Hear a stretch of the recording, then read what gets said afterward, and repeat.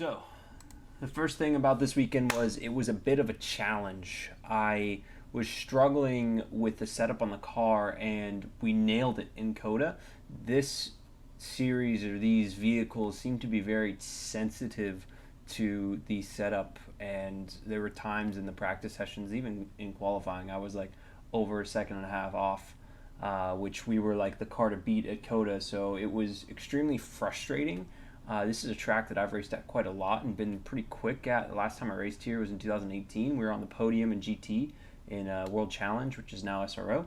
So I didn't quite understand, like I know how to drive fast at the track. I know, what to do here, but it was not exactly where we thought we'd end up. And so we were running setups that were kind of meant for tracks that we had been at before, which were Watkins Glen and COTA. But that ended up not really being what we needed to run here, and so we didn't get an opportunity to test what had happened going into this race.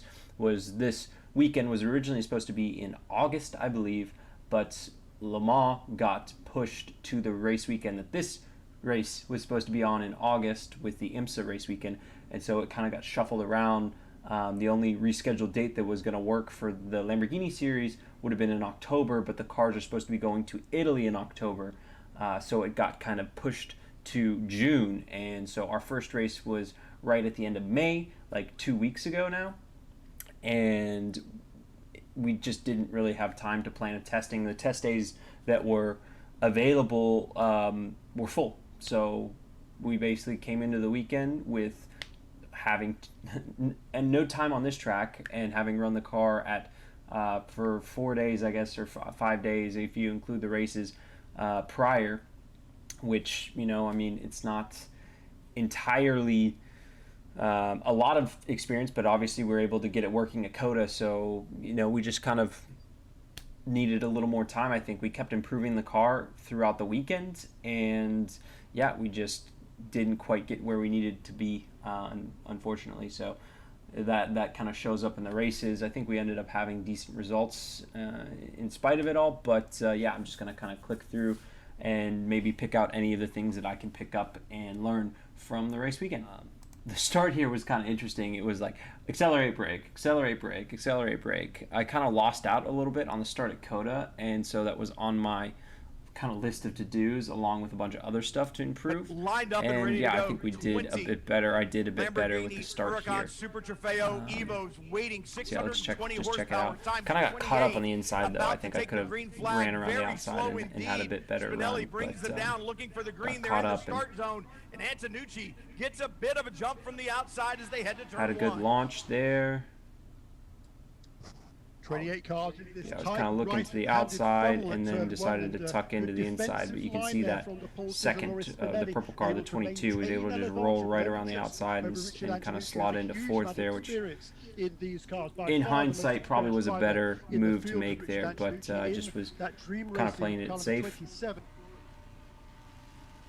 Yeah, so this right here, this is one of the sections I was really struggling with, and you can kind of see, like, I'm pretty good in those very distinctive red, white, and green closing colors. up. Oh, there's a, like, I'm pretty decent right here. The Italian flag. Pretty good down the hill. Andrea Torino is the team principal. But I just could not get the power down Italy, on the exit here. In South Africa, like, just really struggled with getting power down, and just gap. Huge gap. In the number huge one. gap. Every time coming out of this corner, I would lose a bit. Lamborghini Paramus saw him there, and just behind him, Alec Udell, a newcomer to the series, but a very talented driver. We're going to see competition throughout the classes, throughout the field today. Wonder if it's cut down or the suspension, I think, is actually broken down, and taking a look at it. So here, I'm like, I can't really see this car from where I'm sitting back there. And I saw that he went around. It looked like he had gone off track, so I thought we were going to be fine.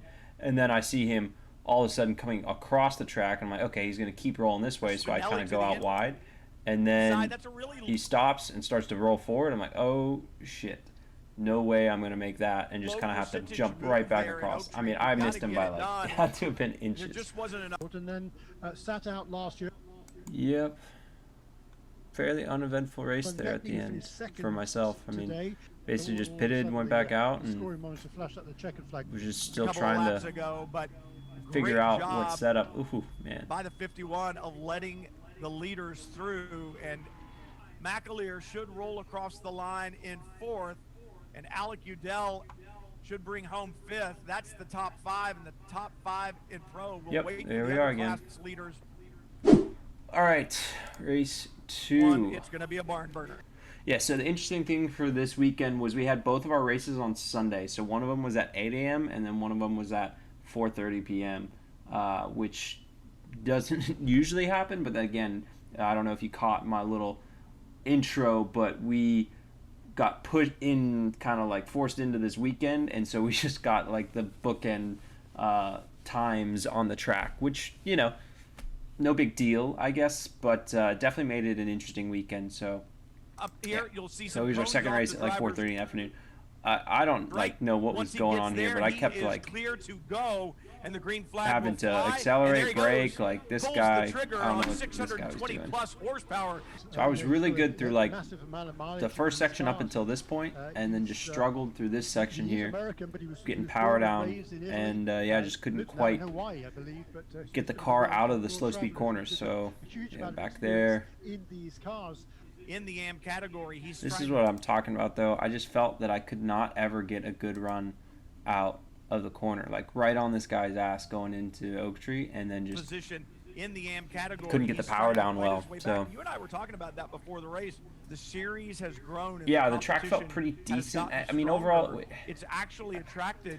we were struggling, I think, with oversteer, and I talked to a lot of the drivers, and you can kind of see it in some of the cars, not all of them, but in some of the cars, they're really fighting the rear end of the car. So I feel like it has more to do with the heat that we had, which was definitely like we're like 10 degrees hotter ambient temp, and probably 15 to 20, and this is like Celsius, so like 15 to 20 degrees hotter Celsius. I think this afternoon race was like 50 degrees C track temperature, which was really hot compared to what we saw at COTA. And so when you're getting that high in temperature, the tire is, you know, obviously being worked quite aggressively for what its operating temperatures are like. This race, I think we had a lot better car overall. But yeah, we just ended up not being able to. For me, we just didn't quite get it right in time. So qualifying was a bit tough, and then I think our race pace was really good, but we couldn't just get the one lap pace out of the car. So still a bit of work to do there, and I think we've got plenty of opportunity to keep moving forward. Overall, I finished 5th in that first race. And there I am. I was on this guy's tail like the whole race.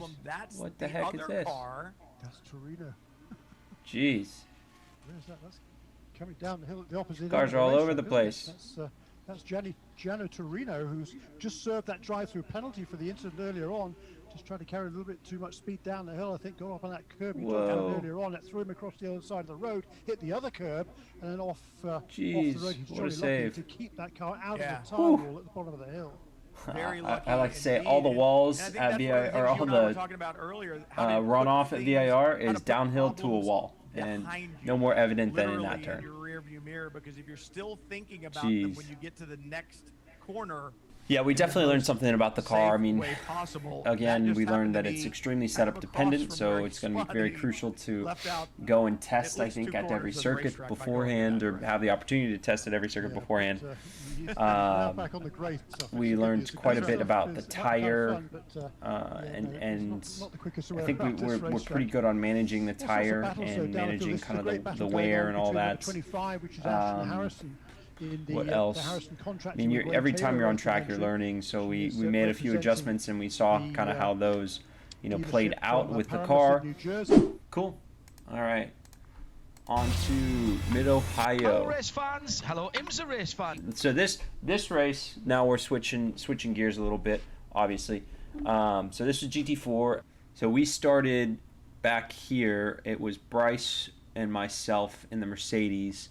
So this was the car that I raced at last year. A bit of backstory, I guess, if you hadn't been following for at least, what was it, 8 or 9 months, we had an opportunity to win the race here. I punted another Mercedes, actually. I wouldn't say punted. I tapped another Mercedes because he turned in on me.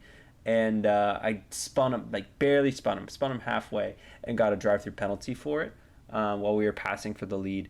Granted, I could have waited. There were still like 25 minutes left in the race, so I still had plenty of opportunity. But had some unfinished business here. Got the call up to come back and race again at Mid-Ohio this year. But the comeback. So anyways, let's get in the start. This was a fun race. I really like one of my favorite tracks, if not probably my favorite track in North America. 3 weeks ago, yeah. So it was like the week before we raced at COTA. So we had two really solid weeks, and then this last weekend was I don't know, not terrible, I guess. The McLarens were super fast. Yeah, that's pretty much what I remember. The Mercedes or the McLarens have so much top end, but they cannot brake at all. I mean, literally, we brake like it has to be 100 feet deeper. Split the two classes. A little bit further back down the field. Oh, yep, I remember seeing that. The Motorsport car, and there's the. But a very robust move there from the youngster Tyler Gonzalez. I mean, this turn is like so hard to make a pass on. Because like the problem that you have is like, I mean, if you've driven any car, which you know most people have, right? That's the blind spot right there, and it's just, I mean, I love the turn, it's awesome. It's just the person here has to know that this car is going for a move, and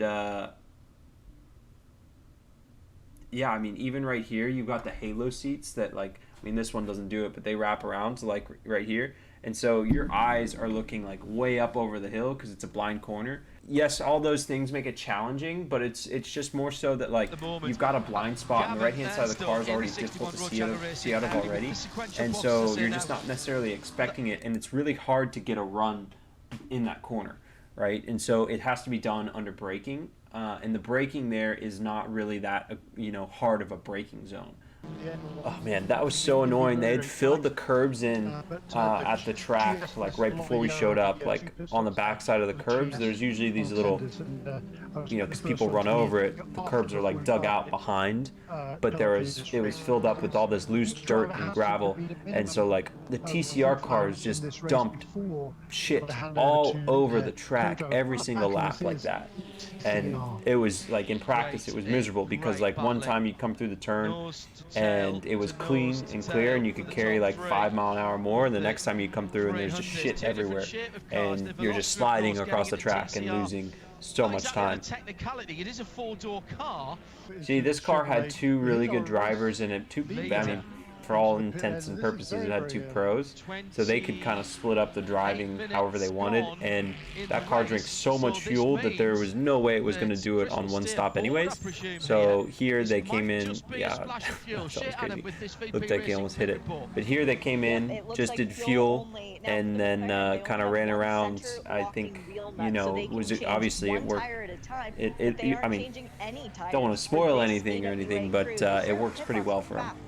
Their Canadian roots go very, very deep, and they have FAF roots indeed, but it is fuel only for Chris Green.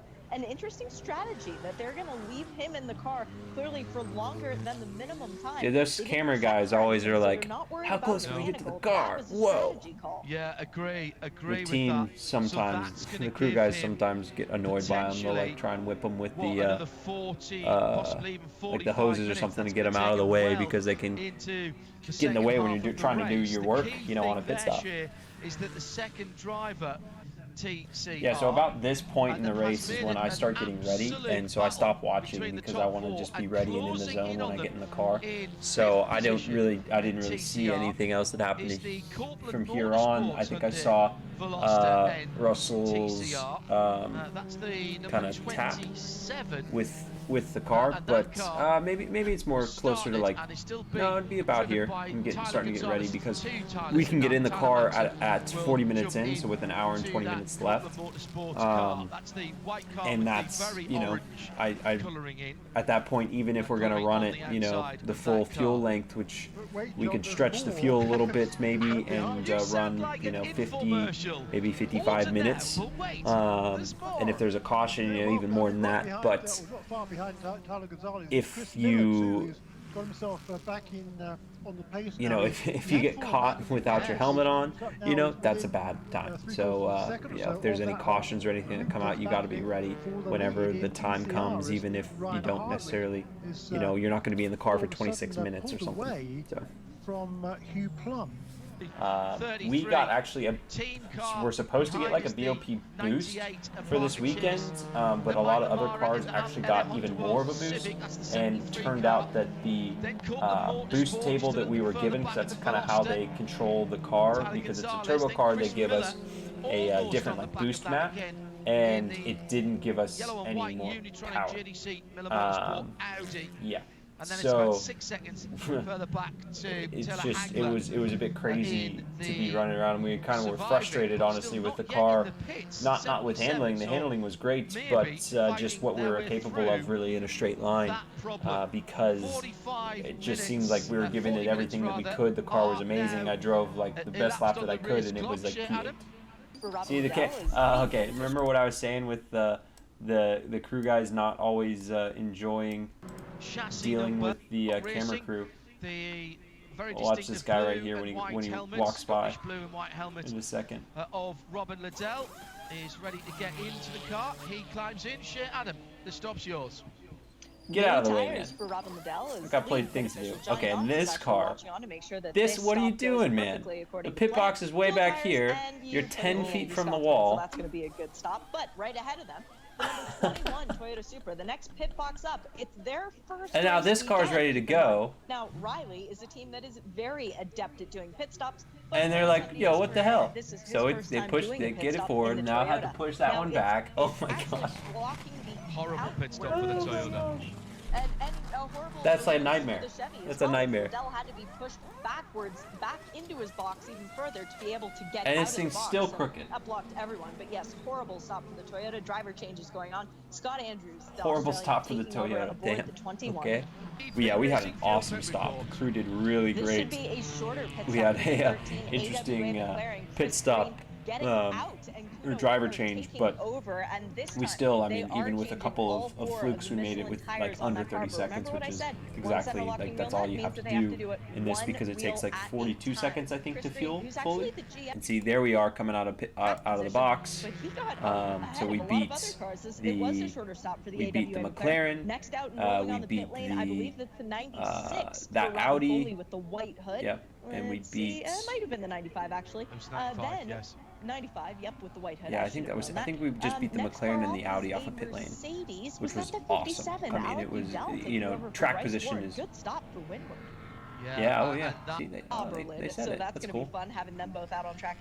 Next car off is a Mercedes. Was that the 57? Alec Udell taking over for Bryce Ward. Good stop for Windward. If they could do that without getting. See what I'm doing there? Accelerate, brake, weave, getting as much heat in the tires as I can. The Mercedes is also notorious for not for being very difficult to run off of a caution. The front tire just does not want to heat up after a caution period, so it takes about 2 laps to get it. So what I do is kind of drag the brake with my left foot in order to keep as much heat in the tires. If you can get the brake hot, you can get the tire hot as well from the radiating heat. And so just doing as much as you can to just work those tires is extremely beneficial. The BMW is the opposite. The BMW loves having a bit of caution because the tire, for whatever reason, that car works the tire a bit harder with the way that the suspension is built. The Mercedes a little bit different. You know, I think it has a bit to do with the roll center and the center of gravity. The BMW has a bit higher center of gravity, and that, I guess, leads it to have more load on the tire. It's a bit heavier, I believe, as well. Oh yeah, here we go. Out in front, but Boom. his lead has come down. And I'm like, okay, great, I got this. this. We'll pass the car, no problem. And that problem, I'm afraid, if you're a BMW supporter, is for the Turner Motorsport BMW of Bill Oberlin. I'm like, okay, gotta get a good launch. We'll get a good run. The inside, up on the curb, and just nudged that's him what out. I want to know. If he doesn't have I'm like, okay, perfect. Damage on the right and the McLaren still there as well. And I think the reasoning. The championship leader. I think the reasoning for not having a drive-through there is because of the driving him down to the inside of the track. That's the only thing that I could guess. In the second, third, perhaps of his so I'm seeing this in the background and I'm like, holy crap, man, something's gonna happen in these last few laps, because like 3 wide going into turn 2, like there's something, like, there's just too much excitement for there to not be something to happen. Like, I'm doing everything I can, hanging on as tightly as I can. And the Unitronic GDC Miller car, Mikey Taylor behind the wheel, has dropped way down in TCR, the 13th position. That car was right at the very sharp end, late in the race early on. 12 minutes to go, and there's a Oh no! Pittman has taken the inside rear wheel of Hugh Plum at turn 6. Might have even locked up. Looks down the inside. No, he's not there. He's not there at all. And through goes Spencer Piggott. And also right in behind there is the Winward Racing Alex Edel car. And that will gain at least a position. Trent was trying for the opportunist manoeuvre there, Jeremy, and couldn't get. I think he's got damage as well on the Aston. Yes, he has. He's not going to get that car back. He's got steering damage. He's struggling. Well, he might actually now get that car back, but he's got left front steering arm damage. That's 2 of the leading GS cars out of the race. On the timing screen there. Whoa! As off goes. Oh, Alec Yadel's gone off and just about saves the. No, that's the 11. No, that's, sorry, my apologies. Yeah, you're right, Shane. Yeah. That's the FCP. Damn it, it's not me. Car. Coming to the line for the Michelin Pilot Challenge at the Mid-Ohio Sports Car Course. It will be a win for McLaren and AWA by half a second from Wright Motorsport. Nice. Winward Racing, the 57 car, started by Bryce Ward. Alec Yatel comes through onto the podium in 3rd position from Spencer Piggott. Motorsport in action in 4th. The next race that I have will be up at Watkins Glen. We just did Virginia. Our next round's at Watkins Glen, so 24th through the 27th. Then we go to Road America in August. So we got a bit of time off in June or July, and then Laguna Seca, and then in Italy we're going to Misano, so a place that I have been to before, luckily. But yeah, so have a great evening. Thanks for coming, and yeah, take care.